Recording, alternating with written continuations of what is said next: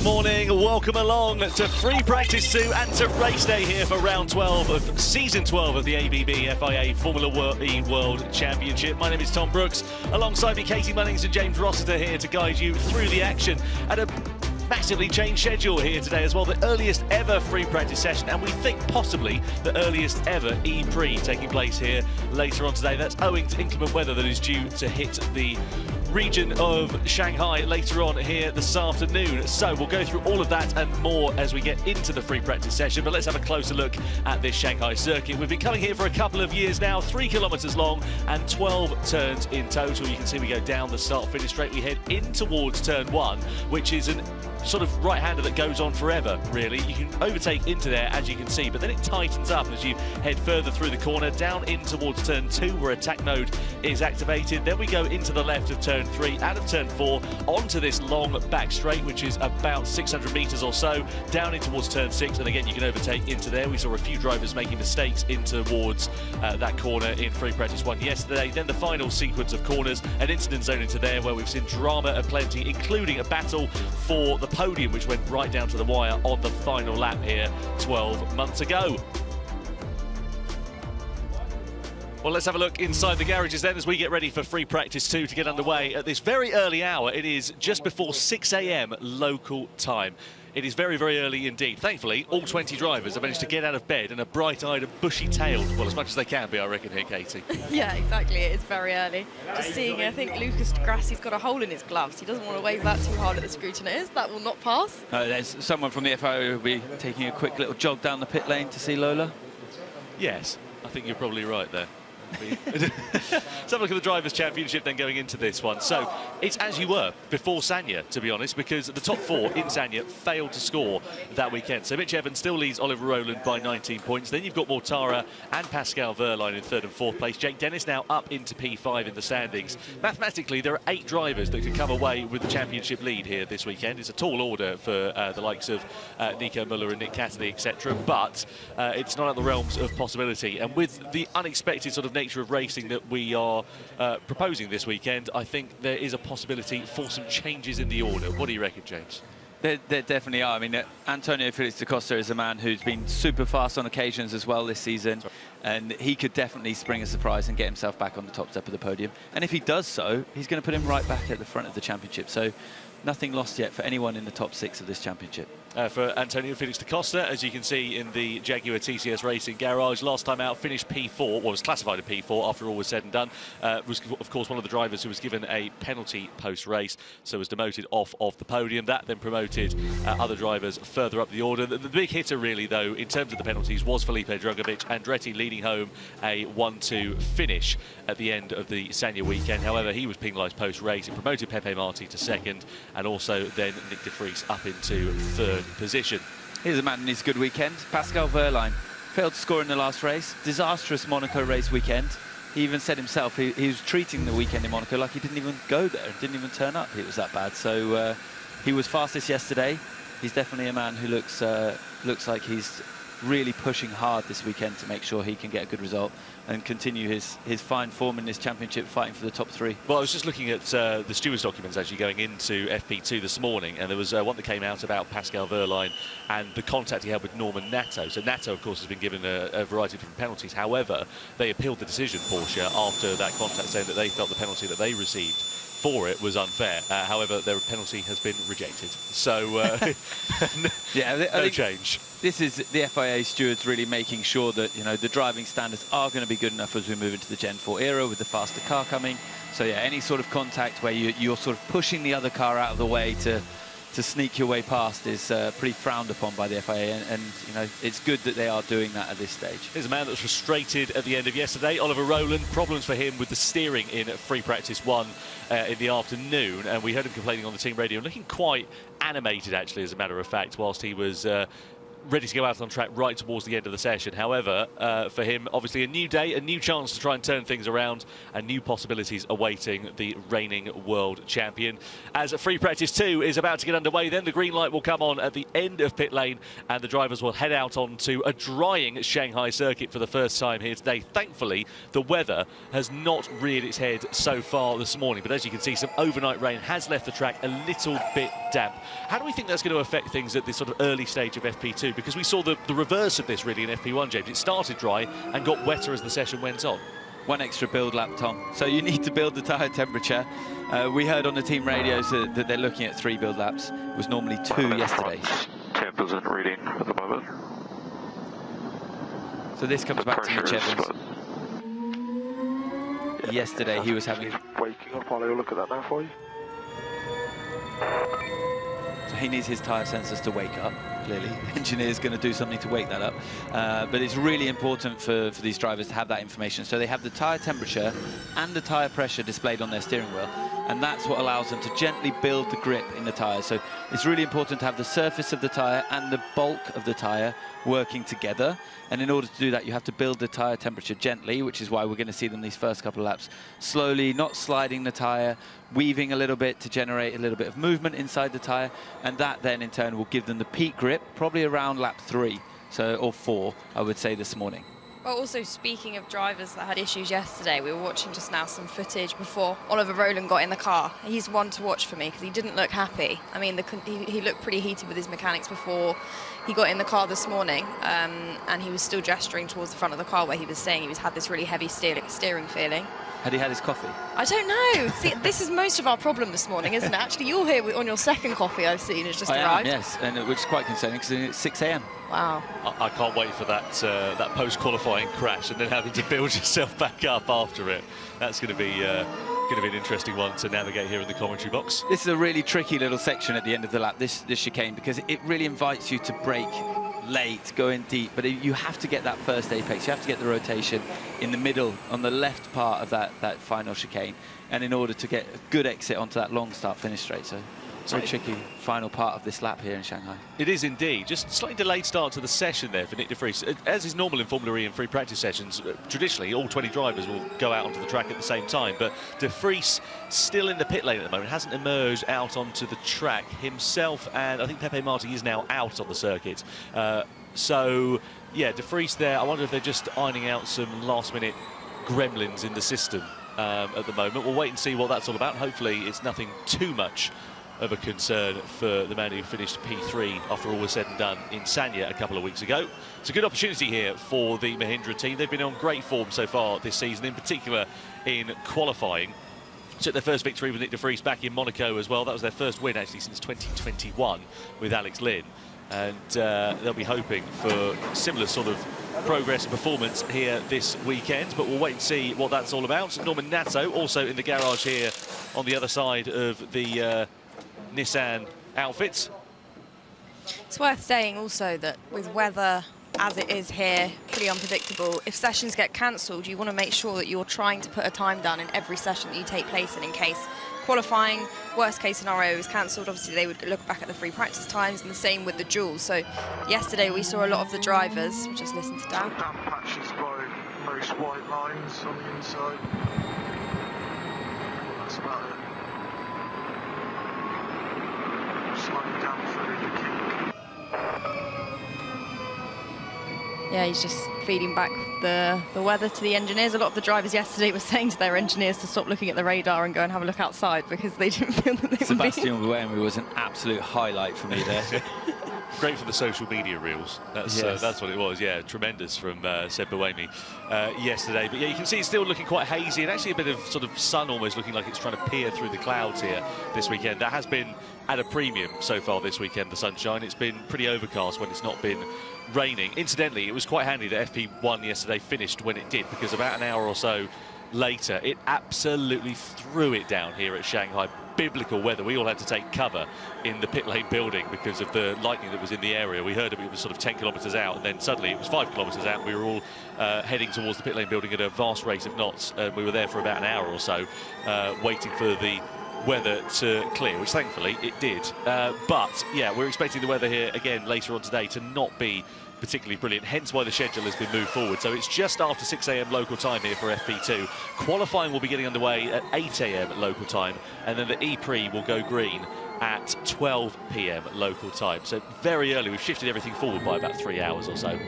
Yeah, it was a nice reaction there from the FIA and Formula E themselves to take that into account and to make sure that we can all go motor racing.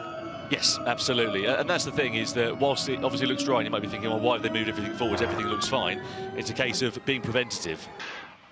If you're happy with the temperatures, we could do a double. So, Yeah, Verline there. double as well. To Nico then. Okay. Well, a bit of a slide out the final corner for Pascal Verline as he goes to the top of the pile. Muller also into second position, so the two Porsches then going up to the top of the order in the early stages of this session. So when they're referring to a double there, they're referring to a double push lap. So they're both out on 2 fast laps at this sort of early stage of the session. Günther also following suit there in the DS Penske.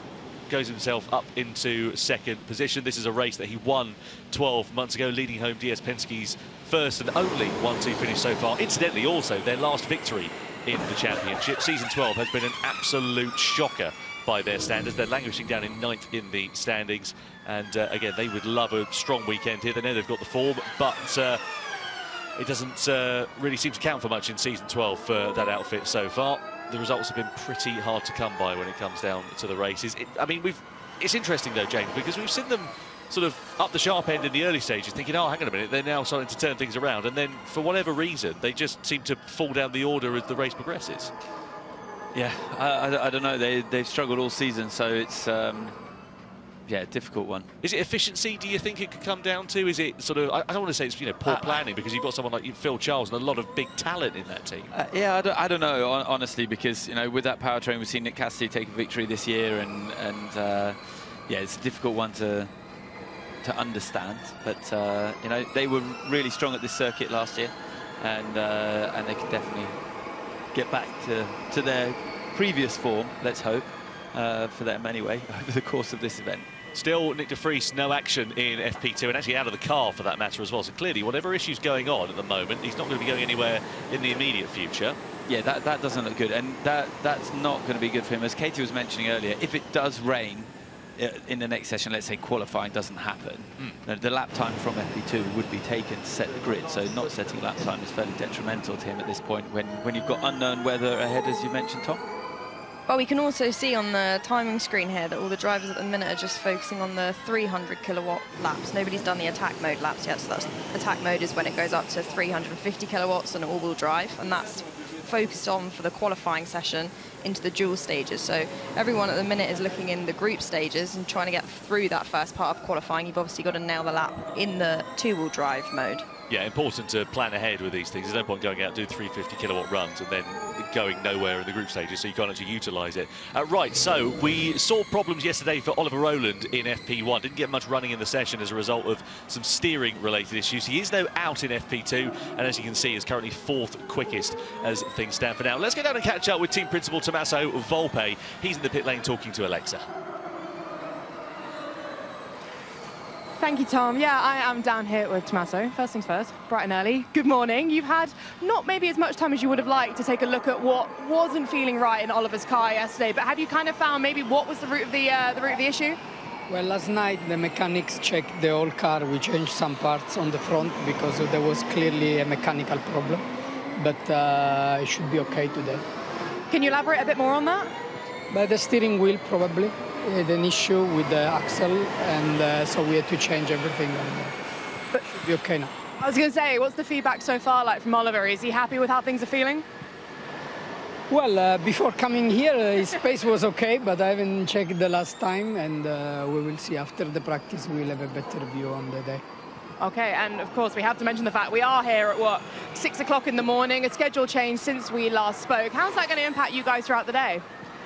But it's more tiring for the team, in fact. I mean, the race is the same, the preparation, the process, everything is the same. It's just that that adds a little bit of stress in terms of physical fatigue, if you want, because, of course, they didn't have the same time. The only good news for us is that we didn't have to do a long debriefing last night because the session was very short, but they had to check the whole car. So on the other end, they finished quite late because of that. Very well. Thank you, Tommaso. We'll let you get back to it. Thank you. Thanks, Tommaso. Thank you to Alexa down there in the pit lane. Oliver Rowland, actually, incidentally, has gone up to the top of the order whilst we were talking about that, so that's good news. Then you've got 4 Porsche powertrains inside the top 5, the 2 Andrettis in there with then Pascal Wehrlein and Nico Müller, as Tickton then also decides to get himself up the order in the Cupra Kiro. So good news for Porsche at this sort of midpoint here of the free practice 2 session so far, as we watch Dennis making his way around the final turn. Dennis there going in 5th position with a personal best final sector. James, we were talking about the sort of change in schedule and how everything's been moved forward. How does that affect things from an operational point of view, from a driver point of view, aside from the fact that everyone's just going to be a little bit more tired, a bit less rested? It's just a lack of sleep, right? I mean, everybody's kind of arrived from Europe. We've been adjusting to the time zone. Suddenly the schedule's been moved forwards by 3 hours. You know, I'm sure everyone was waking up sort of 4 o'clock in the morning today, so yeah, a little bit of a challenge in terms of fatigue.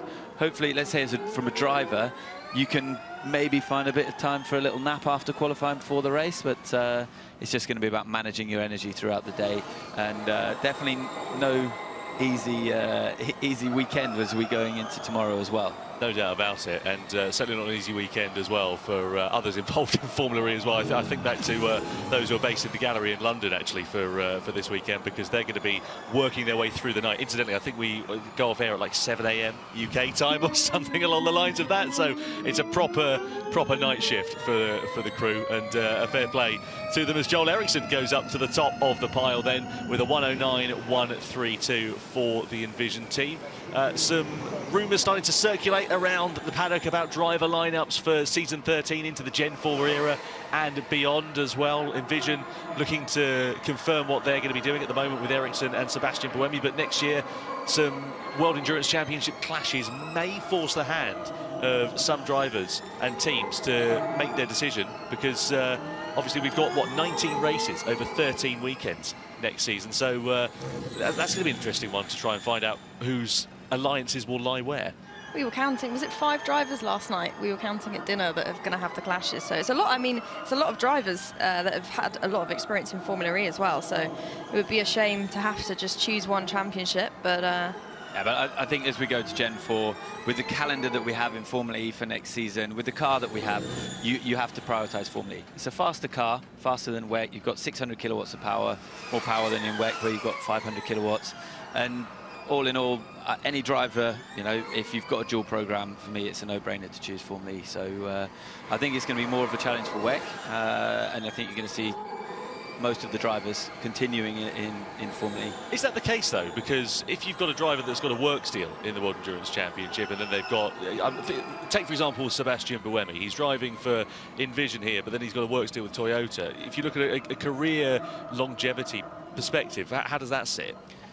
I mean, it's a decision that he has to make ultimately, but, you know, Seb being in Formula E from the very, very beginning, I think to miss out on racing in Gen 4, I'm not sure he'd be happy to walk out. I don't disagree with you, to be honest with you. You know, he's done many, many years in the World Endurance Championship, and he's been very successful. And, yeah, I mean, you know, the car's such a beast of a car to drive and so much fun, I think. Yeah, it's pretty good. Just a little bit the rear giving up in the middle of some of the corners. But it's okay. I promise Oliver Rowland does have positive things to say on the team, really. He's every time we've cut to him, he seems to be complaining about one thing or another. Yesterday it was about the steering, and today he's complaining about the rear end of the car. But as racing drivers are, they're always trying to find those extra tenths, hundredths, if not thousands of a second. Rowland there up in P7 at the moment, and again hoping for a strong weekend for that team. So we'll see what he can make of it as we head in towards qualifying later on this morning.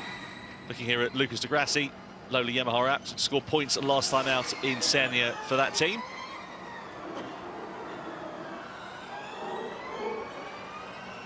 And then Di Grassi, as you can see, just on his way at the moment, setting some personal best set times, getting some good lap times in this session. So 15 minutes or so to go in FP2 here this morning. The two Mahindras always seemingly up the sharp end of the field. However, in free practice 2, as we know, we have not seen Nick de Vries. We actually saw him last time in the pit lane out of the car. So try and work out exactly what's going on there. Maybe their team principal, Fred Bertrand, can shed some light on it. He's down talking to Alexa. Yeah, I certainly hope he can, Tom. Fred, we can see Nick de Vries sat in the back of the garage. Car's obviously not out on track. Not ideal circumstances for this time of the morning. Tell us, what's going on? And definitely not ideal. We would prefer to see him sitting in the car and being on track. Now we have a BBW failure, so we have to change a lot of things on the car to make sure that we can secure the quali. Hopefully we will be there, but it's very difficult for him again to sit there and watch the other running and not him, but it's part of the game. Yeah, of course. And talk to me about how that's going to, well, impact the rest of your day, especially given the limited running we kind of got during FP1 yesterday with the weather. Yeah, it's definitely not ideal again for Nick, but in general it's something we can live with and adapt, but first we need to fix the car. And then talk to me about Edo's side of the garage. He's obviously very much still in that championship fight. How's he feeling this morning? He's feeling like everyone, a little bit sleepy, and that's why he needs to wake up also on track, but it will be okay for Edo, hopefully, and he's very motivated and very focused. So yeah, that's always what we have to deal with right now is one side of the garage is okay, the other side is not. That's a bit of a tricky moment for us. Yeah, it's tough luck for now, but thank you, Fred. Good luck for today. Pleasure, thank you. Yeah, best of luck to Mahindra and especially to Nick de Vries as well, because this, as we said, does put him on the back foot in qualifying, as we see Mortara now on a full 350 kilowatt push lap in this session. You can see the blue lights illuminating the car, so he's in all-wheel drive. He's in the conditions that he would be for the dual stages of qualifying should Mahindra progress forwards. And this is where Mahindra has been so good this year. Their systems, the anti-locking on the braking side, the traction control, it's been a phenomenal car in this power mode during the season so far this year, and Edo looks like he's tracking on course to trouble the top of the timesheets, Tom. Yeah, the only real blot on his copy but was actually last time out in Sanya. Didn't get through into the dual stages, put him sort of in that jungle pack, as Sam Bird refers to it, where you're in the sort of quagmire of carbon fibre in the sort of middle part of the grid, and as such got his front wing knocked off in the race, then ended up retiring later on. As you can see, he goes up to the top of the pile. Penny for the thoughts, though, of this man here, Nick de Vries, on the other side of the garage at the moment. Well, he's thinking that if his teammate can do it, there's no reason why he can't do it when his car's fixed, mate. Yeah, if he can go out and get some running before the end of this session, that would be a welcome thing. I think it's unlikely, though. I can't imagine he's going to get out, but the good news is he's going to go out in the group stage, and that gives you sort of 10 minutes to bed yourself in, Tom, before you have to put in that quali lap. Yeah, just having a look at things for Nick de Vries. He's out in Group B, so that might be a welcome sight for him, because where you're at in that second session, you've got his teammate out in the first 10 minutes. They might be able to get some data, just change a couple of things on the setup, so he's not going out completely blind into that stage of qualifying, really. Yeah, it's still going to be a massive challenge for him, but at least he got some dry running in yesterday. So Oliver Rowland not having a problem with his steering wheel at the moment. The car looks quite nicely balanced through that very tricky long turn 1 and turn 2. He's come out at turn 3. The little kink of turn 5 here, and then a big braking zone into turn 6. Yeah, Rowland's car going through the left-handers quite nicely, and turns right as well. I mean, what more could you ask for? Yesterday, quite a lot, actually. Exactly. These corners are so challenging, Tom, where the car's just super loaded. You're trying not to slide too much, because as soon as you start sliding, you're going to compromise the final sector of the lap, the really tight chicane. So Oliver just on the limit there. It's so interesting how things changed so quickly in Formula E. I mean, last time I remember looking at the timing screens, Pascal Wehrlein, Nico Müller were right up the sharp end. Since then, 11 other drivers have gone on and done push laps in the session, some of which have been in 350 kilowatts, some of which have been in 300 kilowatts, and now the two Porsches are languishing down outside of the top 10 as Rowland goes into the top 5 for that team. His teammate Nato down in 18th position as things stand so far. It's Dan Ticktum in the Cupra Kiro team as he makes his way round. Needs a strong weekend here with that outfit. Last time out in Sanya, things a bit tricky for him. Yeah, outside of the points for Dan Ticktum, and we understand also seeking a drive for season 13 into the Gen 4 era and beyond as well. I was given a disciplinary by that team post-Monaco, actually, as well, despite... You see he's fighting the car here through turn 7 and 8. He was so hot into turn 7 and lost the rear a little bit on the entry.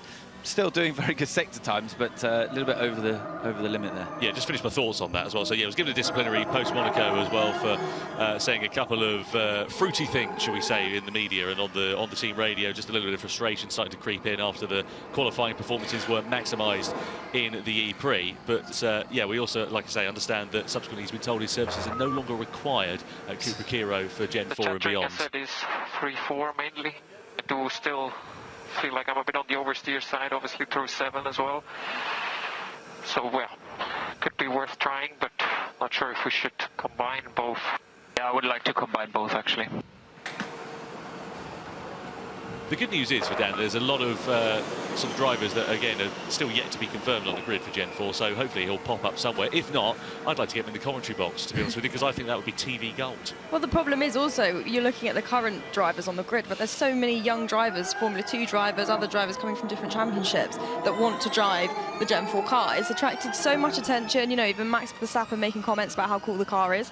I think it's going to be a very hot property to get a seat next year, and that obviously doesn't help drivers that are struggling already in the paddock to keep their seats. Yeah, we're hearing about Robert Schwartzman. He might be on the grid next season as well, as things stand. We'll wait and see whether that comes to fruition. He's been part of the rookie test that we've had in Formula E over the last couple of years as well. So we'll wait and see what the lineup is going to look like. But I think those dominoes are going to start to fall into place. I mean, if you remember back to last season, it was Nick Cassidy really who was the sort of big mover. Once that sort of domino began to fall, and then Da Costa was confirmed at Jaguar, everything else started to slot into place, and still, again, we're sort of waiting for news on that. Andretti confirmed that their lineup will be unchanged going into next season, with Dennis and also Felipe Drugovich signing on for another year respectively.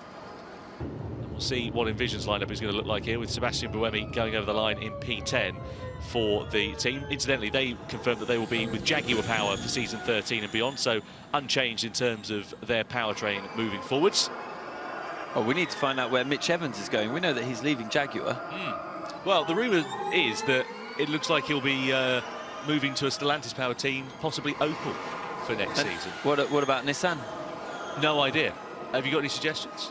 No, I mean, Norman Nato hasn't really fulfilled the potential that everyone knows he's got. So I think he's in a little bit of a difficult spot, but that's definitely going to be a prime seat.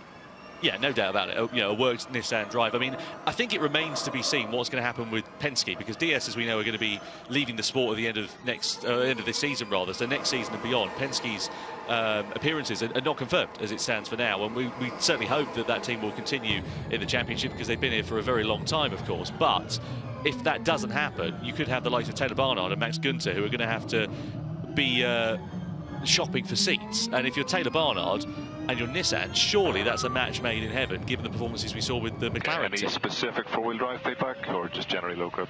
Not particularly, no. So when we saw Dan's lap, you could see in turn 7 where he had massively overcooked it on the entry and lost the rear of the car, had a slide. And actually through sector 1 and 2, he was right on the pace.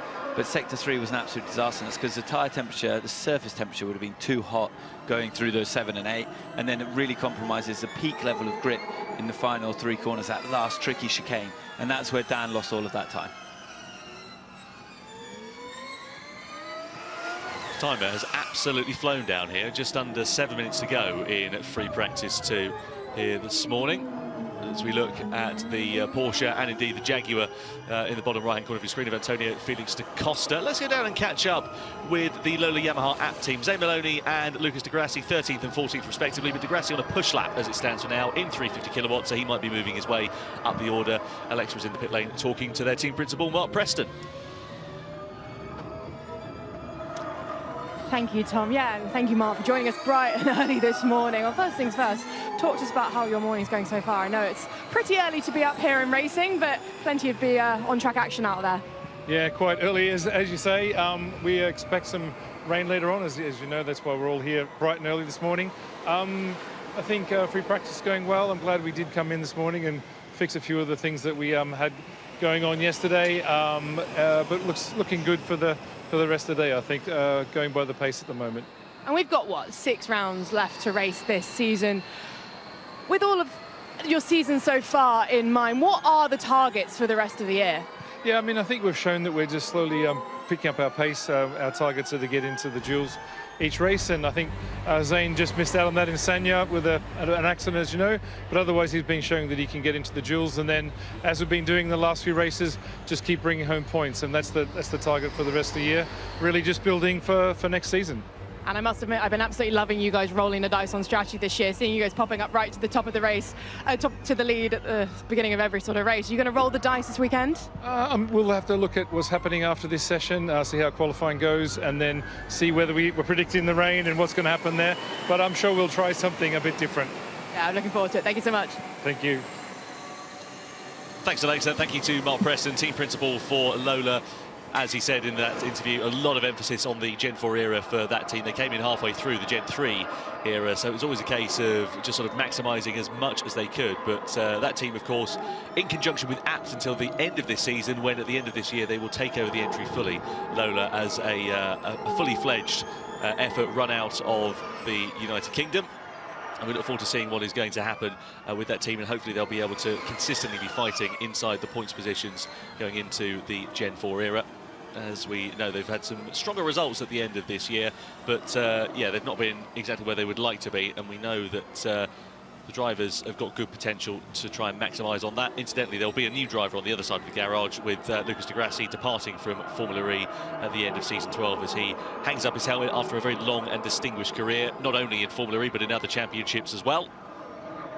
He's looking at the DS Penske of Taylor Barnard just making his way through on a full attack mode lap as it stands for now. Barnard down in 18th position in the standings currently, about to come across the timing line and move himself up the order. Only P12 as it stands for now, but less than 0.3 of a second away. I mean, look at how tight the margins are. The amount of grass he took on the exit of that final corner wouldn't have helped, because that grass is definitely still wet. It's incredible though, there's 1/10 separating the top 9 drivers out on track this morning. If you compare that to a session in the wet, that is pretty close. Oh, that was a bit of a late chop over there from the Jaguar. Yeah, that wasn't very nice, was it? No, that was Mitch Evans. Obviously, he's had Alan Cox, his race engineer, on the team radio saying, hang on a minute, there's somebody coming up a bit close behind. You want to move out of the way a bit lively, as we look at his teammate of Antonio Felix da Costa, who is on a push lap at the moment, might be going up to the top of the pile. Can he move his way up? No, loses time in that final sector despite a personal best in sector 2. So now we're starting to see those sort of qualifying simulations coming in right at the end of this second free practice session. You can see here the drivers trying to cool down their tyres. So they're driving on the wettest part of the circuit to do a cool down lap. We can see from the lap times, it looks like the first push is the fastest lap.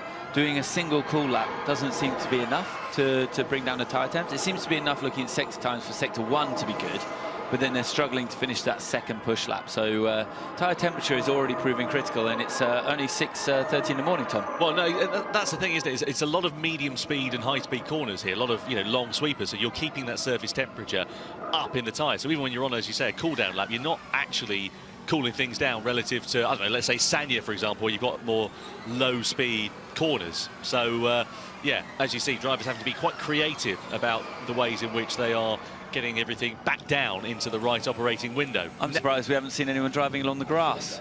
No, well, very efficient if you're driving on some wet grass to cool down your tyres. Saw Pepe Marti having a go early. I don't think that was intentional, though, to be fair. Nato's out the car, early stages of this session, so he's decided to call a day of it and hasn't really set a proper lap time in this thing. As you can see, 1.7 seconds off. He's a second slower, really, than Zane Maloney, who's in front of him in this session. So I wonder whether there's some technical issues on the other side of the Nissan garage, rearing their head for FP2. Whoa, big slide there for Max Günther at the final corner. You can see entering the final sequence of corners, he was already over the limit, so clearly he'd overheated his tyres earlier on that lap. The tyres just screaming, they're not hanging on with that grip for the last part of the lap. Yeah, full points for effort though. Let's have a look here at Taylor Barnard then.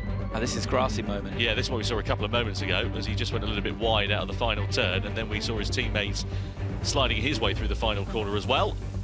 That wheel spin there, rear right smoking up on the circuit. Well, he'd have enjoyed that nonetheless. Not the quickest way to get round, mind. Something not wrong with these tyres. The deg is crazy. So Mitch Evans complaining about the degradation of the tyres. That's the rate at which the tyres sort of go out of the window, but also wearing as well there. So Mitch not happy with things. A lot of other drivers, I'm sure, as we can see, not happy there either. Just having a look at the track temperature, it has ramped up over the last half an hour or so, up at 27.1 degrees. Air temperature up at 26.4 now as well. Yeah, it's very tricky to, as you said, Tom, with the circuit that has these long corners. You're building so much tyre temperature, and when you're at that threshold, it's so easy to just step over it. And you only need a couple of moments. And when you're looking for a 10th, as Mitch is, he's in 9th position at the moment, less than 2 tenths off the fastest lap time so far in the session. When you're just looking for that tiny little bit extra, sometimes you overdrive, sometimes you slide a little bit, and then that compounds and the temperature just gets outside the window, and then you don't have the grip anymore. Just had a note from Alexa down in pit lane. Norman on team radio earlier in the session was saying about the steering and about some vibrations going on. So I wonder whether that might be similar to what we heard from Ollie Rowland last time around. Of course, with Norman Nato in particular, that car's been quite hastily rebuilt after a big crash he had in Sanya where he ended up in the wall.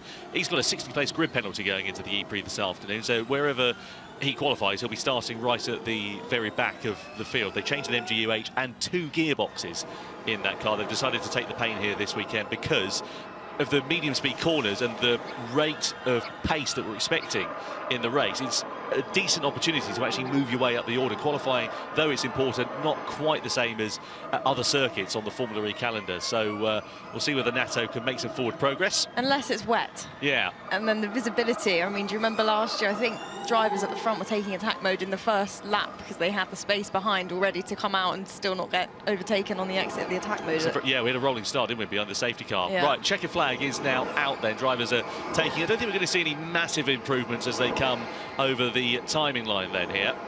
You can still see the wet patches, the damp patches on the left-hand side as we look at it of the start-finish straight. So the circuit not completely dry, and we are expecting rain, probably post-qualifying this morning. So what are we now? 6:30 local time. So qualifying will get underway at 8 AM. What do you think you found time in the last sector?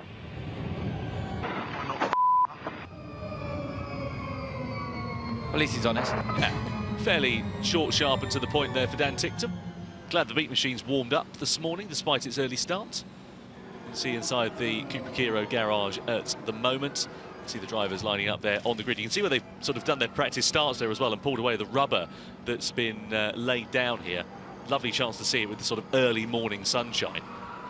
Sunshine, something we haven't seen much of so far, Tom, since we've been here. I know, what a joy it is as well for that matter. So starting procedures then underway as the drivers pulling away from those grid spots and heading their way down in towards turn 1.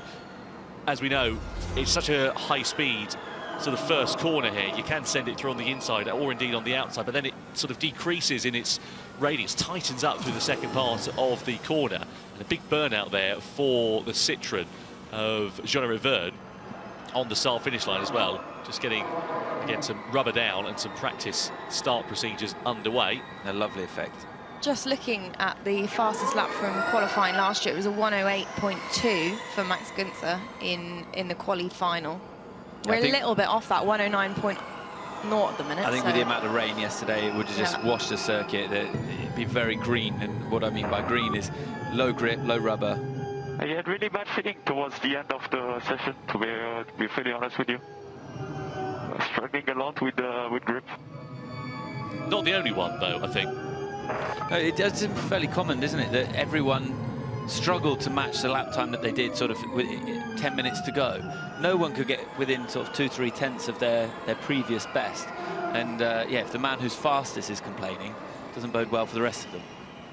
No, certainly doesn't. You can see the heat haze there in the background as we look at the Shanghai skyline with that wide shot. There's Nick Cassidy doing a big old burnout away to the lights for the Citroën team on the grid. That's a cool slow-mo, isn't it? Yeah, lovely stuff. That is the way to wake up, isn't it? That's what we all need to go and do. Have a fast lap, get us ready for quali. Yeah, that's Jean-Eric Verne. I thought it was Verne, actually, as well, with the yellow T-cam on top of the car and a different helmet design there for Nick Cassidy. You can see someone's left a big number 11 away from the lights there as well. Big cloud of smoke languishing on the start-finish line here at Sanya. But FP2 then does come to its conclusion as we look at the Bund here in Shanghai in its resplendent sunshine for what is probably one of the only times we're going to see it this weekend. But Eduardo Mortara concludes the session quickest for Mahindra ahead of the Jaguar of Antonio Felix da Costa, right up there, just 0.03 of a second away. Dennis in third position ahead of Joel Eriksson up there for Envision. Max Günther inside the top 5 ahead of Jean-Eric Vergne. Ollie Rowland back on form after a tricky FP1 in the afternoon yesterday. Muller, Evans and then Taylor Barnard completing the top 10 with Marty just outside of it. Pascal Wehrlein down there in P11 ahead of Dan Ticktum, who we heard on the team radio saying that he found some time in the final sector by not making a meal of it. There is Drugovic in P14 ahead of Buemi, Nick Cassidy, De Grassi and Maloney, the 2 Lolas. Norman Nato down in 19th position with some problems on the steering for the Nissan, and Nick de Vries failing to set a time after technical issues inside the Mahindra garage, putting him a little bit on the back foot going into qualifying later on this morning. Drivers then now in the pit lane. Of course, it's a pit boost race this afternoon. I don't know, the tires just felt like they got a big hit, and the car is not stopping the same anymore, and the front is just scrubbing on the surface. So we're hearing similar comments from pretty much all of the drivers on the grid. We heard Evans, we heard Mortara, now we've heard Wehrlein complaining about the grip on the tyres. Yeah, but a lot more detail from Pascal Wehrlein. He's really going to give his engineer exactly the knowledge that he needs to make those changes. But as you said, not easy for them if they're struggling with the grip, but it will make them change their priority as they head into this qualifying session, Tom, in a not too distant future. Well, maybe they should also go and pick the grass out. Maybe that's part of the issue, the amount of cars that we saw taking the outside line around the last corner. I don't know, it's a good advertisement for Hankook to say that they were well in rallycross. Yeah, exactly. Also. You see the pit boost practice going on, and as I mentioned just briefly a couple of moments ago, it is a pit boost race here this afternoon for the E-Prix. 29 laps coming up. Drivers will come into the pit lane, 1 car per team per time. They'll come to a stop for 34 seconds. The total pit loss delta, if we're under green flag running, should be 55 seconds or so. So that includes all of the time in the pit lane as well as that 34-second stop. They'll come in for 34 seconds and stop on the grid, in their pit box rather, I should say, get the car plugged in. They'll get an extra 10% worth of energy in the race, and they must do that at least once. There's one attack mode, though, of course, in the pit boost races to mention as well. 1 6-minute deployment that they will have relative to the other race here tomorrow afternoon, which is, of course, 2 deployments of 8 minutes in total. Top and bottom of the timesheet there. Trying to have a listen in, see whether we can hear what's going on. It'll be Edo just sharing his knowledge from the session, and Nick trying to desperately learn something before qualifying. Yeah, straight down there was Nick de Vries. Just try and work out what was going on and how he can try and turn around a difficult session after not getting out here in FP2. But as we look at some highlights, we got underway at 6 a.m. this morning here in Shanghai. Thank you if you've stayed up and joined us, or whether you've been to bed and you've woken up again in time for free practice 2. We really do appreciate your commitment to the cause. The drivers are a bit bleary-eyed as they headed out onto the circuit here this morning. A drying Shanghai track after some overnight rain. Thankfully, managed to stay away for the whole of free practice 2. Can't say the same, though, for the weather here later on today. We are expecting some rain to rear its head, possibly in the middle of qualifying, more likely, though, before the E-Prix. So we'll wait and see what that is going to be all about. But a relatively uneventful affair. A few drivers running off track. However, right towards the end of the session, drivers were complaining about the tyre temperature, about the degradation, and about the fact that they were struggling with the grip and with the cars. So we'll keep an eye on that and see whether that is something to focus on, as we see Pepe Marti, a prime example of that, as he ran on down at the penultimate chicane on the circuit. Thankfully managed to avoid the wall on the outside, with just a bit of grass tracking there for the Spaniard who was on the podium in Sanya a couple of weeks ago. Dan Ticktum making his way through the final few corners for the Cupra Kiro team. Bit of grass tracking as well there for Taylor Barnard in the DS Penske out of the final corner, and we saw a bit of a slip and a slide for his teammate of Maximilian Günther for that matter as well. And Mortara, though, does conclude the session quickest for Mahindra, trying to turn around a difficult weekend in China a fortnight ago as they head down towards the FIA weighbridge post-free practice. So, Katie, what do you think we've learned from the end of that session, aside from the fact that the gaps are pretty tight up and down the field? What have we got? 10 drivers separated by 0.2 of a second, and the top 18 by 0.6 of a second. Well, it's nice to have a dry session, I think. You know, yesterday was kind of mixed surface the whole way through. They never really, it didn't look like the track ever really was drying that much, and obviously with the rain coming in later in the afternoon. So I think that, you know, for the drivers as well looking to the race tomorrow, it could be the only dry laps that they have for the rest of the weekend. So yeah, it's very important for them to get the data on that. Obviously, everything now is focused towards quali and the 300 kilowatt laps. Yeah, if the weather forecast isn't as we're expecting, and the weather does stay dry, then as you say, this session could be even more crucial than we were expecting. But FP2 does conclude then here with Eduardo Mortara fastest from Antonio Felix da Costa and Jake Dennis. 3 different powertrains inside the top 3. Qualifying underway in 1 hour and 20 minutes.